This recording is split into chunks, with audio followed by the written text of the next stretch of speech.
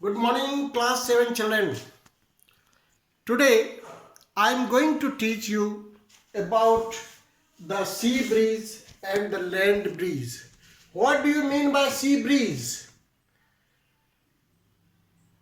Air blows from the sea towards the land. That is sea breeze. And what is land breeze? When air blows from land towards the sea, that is land breeze. Before I teach you this topic, I want to let you know, मैं आपसे पूछना चाहता हूँ, हवा बहती ही क्यों है? Why does air blow? इसका रीजन आपको मालूम है? आप बोलेंगे ये तो भगवान ने बनाया है, नेचुरल है, ठीक है, बट साइंस कहता है कि क्यों बहती है. तो मैंने आपको बताया है, पढ़ाया है, जैसे पानी always flows from higher level towards the lower level. Air always blows from the higher pressure towards the lower pressure. पहले तो ये जानना चाहिए. अगर आपको यहाँ बताने का प्रयास कर रहे हैं, जैसे देखिए ये पूरब हुआ, ये पश्चिम है, पूरब से पश्चिम के तरफ हवा बह रही है. What does it mean? इसका क्या मतलब हुआ? पूरब से पश्चिम की तरफ है, मतलब पूरब में प्रेशर ज़्यादा, पश्चिम में प्रेशर कम. हवा पूरब से पश्चिम जा रही है.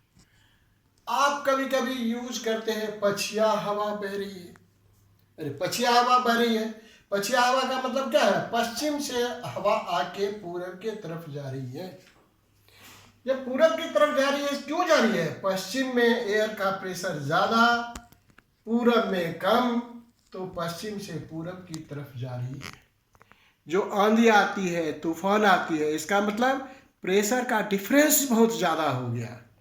कहीं प्रेशर पछिया से तूफान जो आती है, मान लीजिए पश्चिम में प्रेशर हवा का बहुत हो गया और पूरब में बहुत कम हो गया, तो पश्चिम से पूरब की तरफ बहुत तेज हवा बहेगी, आंधी आएगी, तूफान. यही बात है.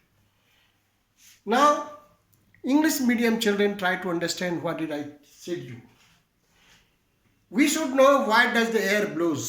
Air blows always from higher pressure towards the lower pressure.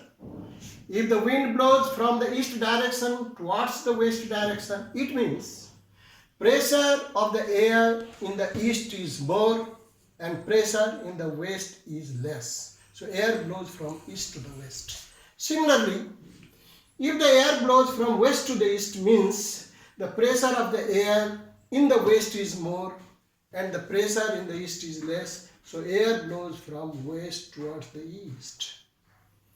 So this is one way. First we have to understand it. Now next thing is, next we have to understand what are the properties of the land and sea.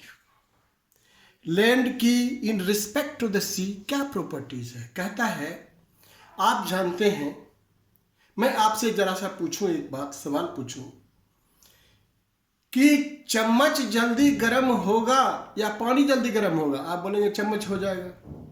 Metal जल्दी गर्म होगा, पानी देर में गर्म होगा.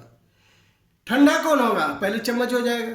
जो पहले गर्म होता है वो ठंडा भी उतना ही जल्दी होता है नहीं? आपने देखा होगा लोगों को गुस्सा करते हुए, कभी कभी आदमी बड़ा गुस्सा वाला होता है, गुस्साता बहुत जल्दी है और ठंडा भी जल्दी हो जाता है.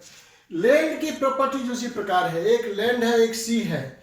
Land is heated faster than the